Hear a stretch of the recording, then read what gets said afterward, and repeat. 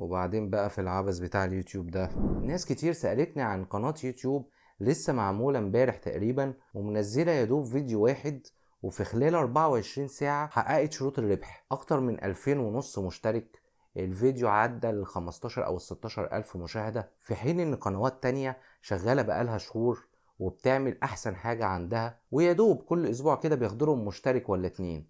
فإيه الحكاية؟ إحنا شغالين غلط ولا إيه؟ هل في اعداد كده مخفي في اليوتيوب هو اللي بيجيب المشاهدين؟ طب ما تيجوا نشوف كده.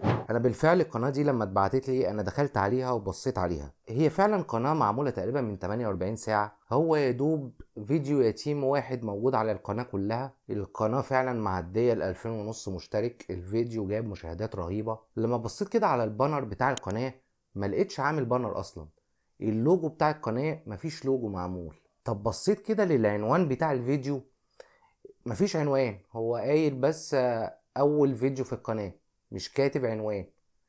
طب يمكن الصورة المصغرة، مش عامل صورة مصغرة، سايب الفيديو كده اليوتيوب هو اللي يختار الصورة المصغرة من اي لقطة او اي فريم من الفيديو، فالفريم طالع عشوائي خالص، مفيش صورة مصغرة نهائي. طب يمكن الوصف مش كاتب فيه غير كلمة واحدة اشترك في القناة، مش كاتب حاجة تانية في الوصف. طب يمكن يكون بقى محتوى الفيديو نفسه هو السبب ان الفيديو ده ينجح، اكيد في معلومات قيمة كده بتتقال.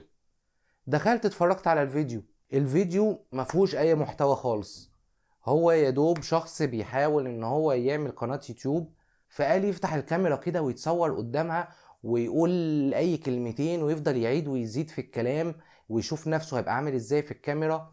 مفيش حاجة هو طالع يقدمها، هو كان بيجرب مع نفسه ورفع الفيديو على اساس ان مفيش حد هيشوفه اصلا. جودة التصوير تقريبا 480، يعني مش اتش دي اصلا فمفيش اي سبب خالص ان الفيديو ده اليوتيوب يوريه لحد. طب ايه الحكاية؟ بص يا سيدي، اليوتيوب بطبيعته بيحب الاختلاف جدا، بيحب انك تبقى متميز. فكان في السنين اللي فاتت كان التميز في انك تعمل صورة مصغرة زي الفل، تبقى متشافة في وسط الصور المصغرة اللي موجودة في الفيد او اللي موجودة في الهوم، انك تعمل عنوان كده يخطف المشاهد، انك تعمل مونتاج 10/10. فهو ده كان التميز، اللي يعمل حاجة حلوة كان يبان في وسط الملايين دول. لكن دلوقتي الموضوع اختلف تماما، الكل بقى بيحاول يعمل حاجة حلوة، الكل بقى يحاول يقدم محتوى يشد الناس، الكل بقى فاهم لها، كل واحد فينا بقى حابب يعمل احلى صورة مصغرة، بقى يركز في العنوان جدا. حتى المونتاج انت ممكن تسهر عليه طول الليل عشان تعمل فيديو بس شكله كويس. فبقينا كلنا شبه بعض، فالآية اتقلبت، بقى مين المميز؟ الفيديو العشوائي بقى هو المميز. الناس فتحت اليوتيوب اول حاجة في الهوم كلها فيديوهات متعوب عليها، مفيش غير في فيديو عاق عشوائي في النص باين عليه من شكله ان مش متعوب عليه بربع جنيه. فما تيجوا نخش نشوفه.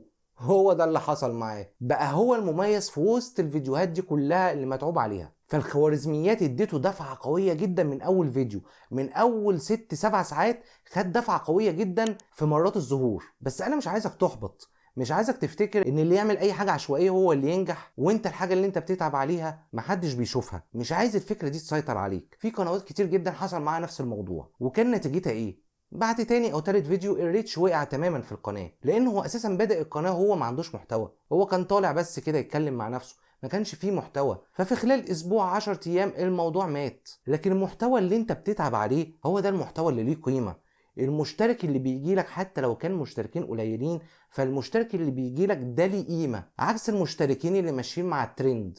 فيديو فايرال فجأة اما نخش نشترك، هما داخلين بس عشان الفيديو اللي فايرال، لكن بعد كده لما ينزل محتوى مش مهتمين اصلا. فحتى لو حصل حاجة استثنائية من اليوتيوب او الخوارزميات ادت دفعة استثنائية للفيديو ما، ده مش معناه انك ماشي غلط، لا، المحتوى اللي انت بتتعب عليه ومستمر عليه هو ده المحتوى اللي هيكسب في الاخر.